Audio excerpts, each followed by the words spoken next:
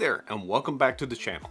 Booking a cruise and planning your vacation can be exciting, but with all the information on embarkation day, it can get a little overwhelming and become stressful. Today, we're going to share with you some essential tips for embarkation day to help make your embarkation process smooth and stress-free. Whether you're a first-time cruiser or maybe it's been a while since you cruised, these tips are sure to help you. So let's get started.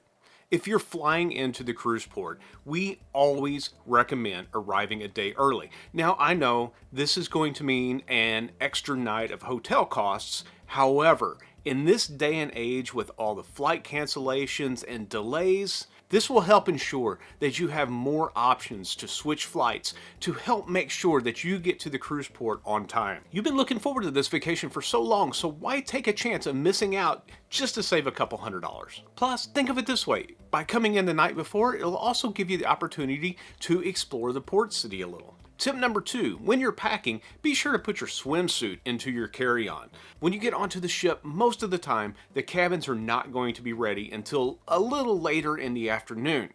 So this will give you time to go change, get out of your travel clothes, into something a lot more comfortable where you can go lounge by the pool and sip on some cocktails while watching everybody else board the ship. Trust me, it is a perfect way to start your vacation. Tip number 3 is to always keep your important travel documents with you. When you get to the port, you're going to drop off your large luggage with a porter that will be delivered to your stateroom later. You need to make sure that you have your state-issued ID, your passport, birth certificates, whatever you're using to get on the ship with you in your carry-on or on your person. You will be asked for these documents several times before you're allowed to get onto the ship.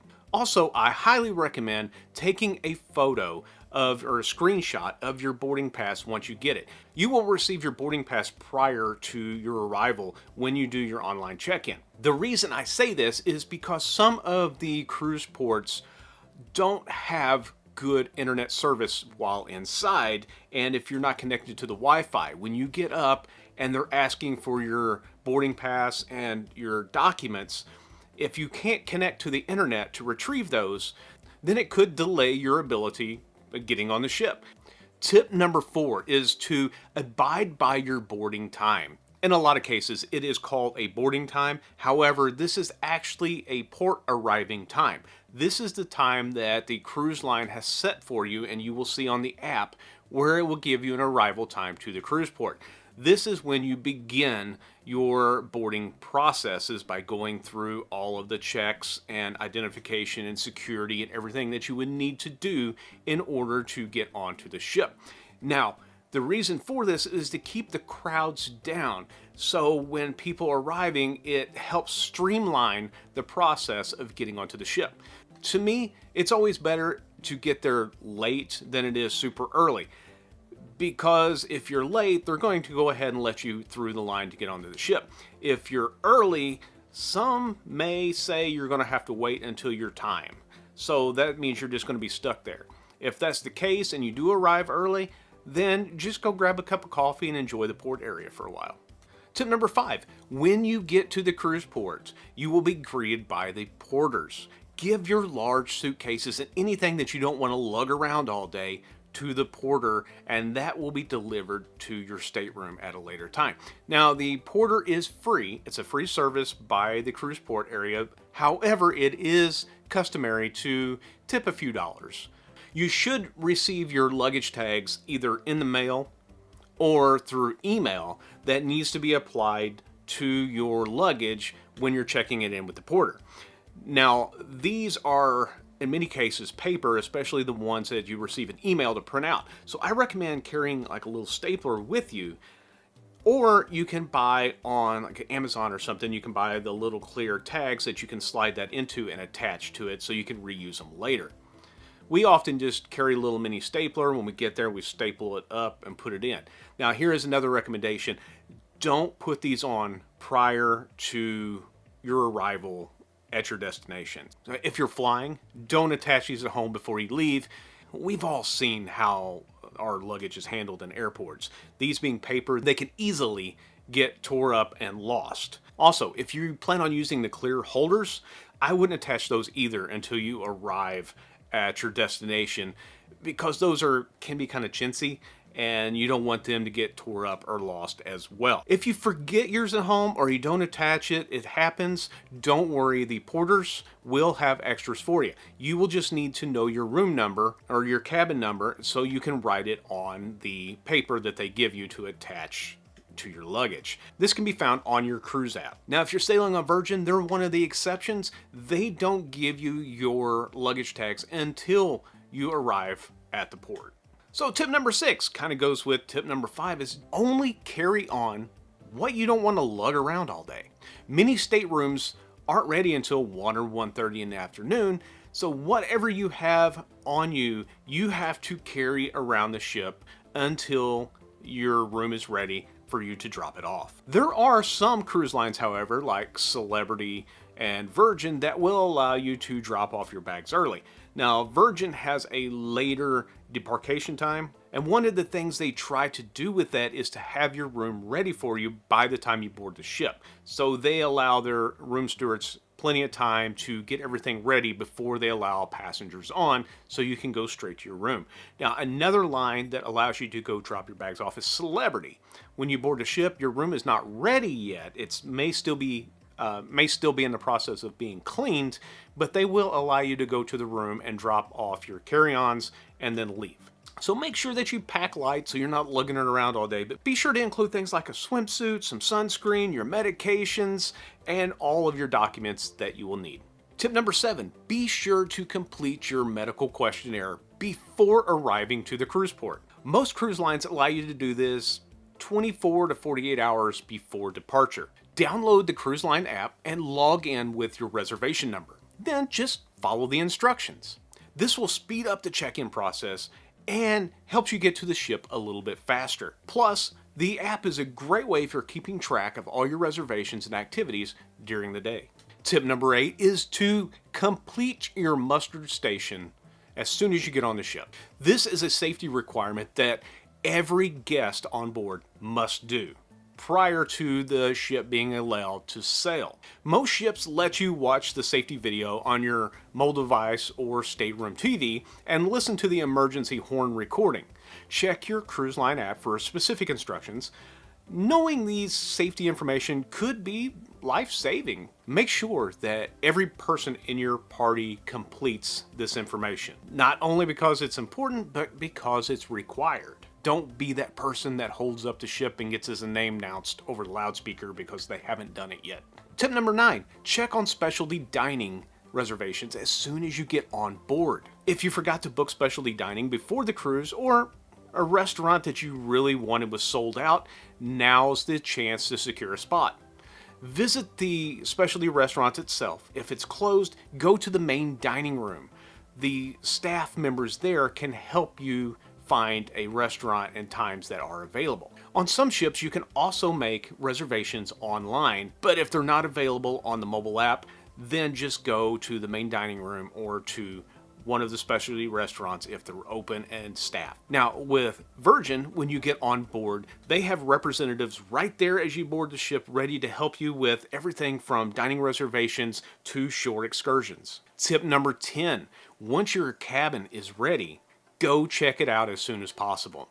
You want to make sure that everything is in order and the way it should be, that your cabin is clean, because unfortunately we've entered some cabins before that was supposed to have been clean, but they missed a lot and we had to call and have them redo it. This is rare, but it does happen. This will also allow you to drop off any carry-ons you have and meet with your room steward. Now, your room steward is the person that will be taking care of your room every day throughout the cruise. Get to know them. That way, if there's anything that you need within the room, they can help you get it. Or if there's something else you need, they can help point you in the right direction. It's also a good idea to make sure all of your key cards work in your party on the door, and to check for any shore excursion tickets or anything that you might have. Now, some cruise lines still use paper tickets for shore excursions, so you should have those in an envelope sitting on the desk or by the door. If they don't use paper copies, you should have an electronic version in your app. While you're in a cabin, you should also check for any maintenance issues that you might have. If you have a balcony room, make sure the sliding door functions properly, make sure the curtains close properly, check your TVs, make sure they work, any plumbing issues, make sure all that works properly, because once you get back to the room later at night, it's going to be so much harder to get it taken care of if you find an issue when it's later at night versus right now during the day when the entire crew is staffed and on hand. Tip number 11, register your kids for the kids club as soon as possible. When you get on the ship, make that a priority if you have children and you want to go to the kids club. Typically on the first day, the kids clubs have kind of an open house where everyone can go and experience it. This would be a good time to take your kids and get them excited about the kids club, and for the parents to see what is available and what they are offering there for their children. Tip number 12, if you're thinking about a spa day, you should do it as soon as possible. These typically fill up within the first day or two, and all the prime times are usually gone during the first day. So if you do want to go to the spa, try to make it a priority. Get there, scope it out, see what you want to do, and get signed up for it. Tip number 13, explore the ship. On the first day, so many venues are open for all guests to just go walk around and see them. This is a chance to go see some of the areas that you may not get to see later on in the cruise. If you want to go scope out some of the entertainment areas, the lounges, and just different venues like that, restaurants, this is the time to do it. Tip number 14, don't miss out on the Sailway Party. On most cruise lines, this is a pretty big event where they have all kinds of entertainment, dancing, music, and on some cruise lines, free champagne. Typically, they're located up by the pool area or up on the top deck area. This is a great way to kick off your cruise and watch the ship sail away from the port. Tip number 15, and I probably should have moved this one closer to the top. These aren't in any particular order as far as priorities because this one's pretty important. Put your phone on airplane mode when you're sailing away. Carriers could charge you a lot of money, and it's very expensive for your phone to connect to sea towers.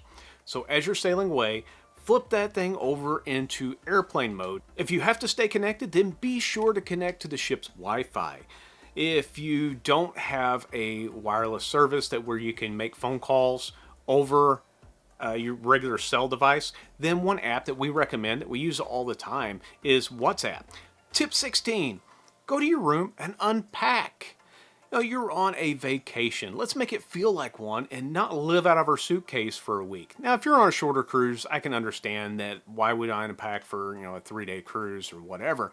However, if you're on a 5+ day cruise, make it feel more like home. Unpack. Use the dresser drawers, the closet. They provide plenty of storage areas to put your clothes. Slide your suitcase under the bed to get it out of the way and just relax and enjoy your home for the next week. And here's a bonus tip for you. Take the time on embarkation day and enjoy the views. Go up on the top deck, grab a chair and relax. Some ports you're sailing underneath big bridges where you're just barely clearing. You can look up at them, there's people waving. It's a neat way to just relax, get up, enjoy sailing out to the sea, watching the land get further away. Just grab a cocktail, kick back, and enjoy the beginning of your vacation. These are just some of the tips that we recommend for Embarkation Day. I'm sure there's several others out there, and if you have a tip that you recommend that you always do, please leave it in the comments below. We would love to hear that, and maybe it's something we don't do that could help make our travel experience that much easier. Thank you guys so much for watching, and don't forget to hit that subscribe button. Thanks again, and we'll see you on the next adventure.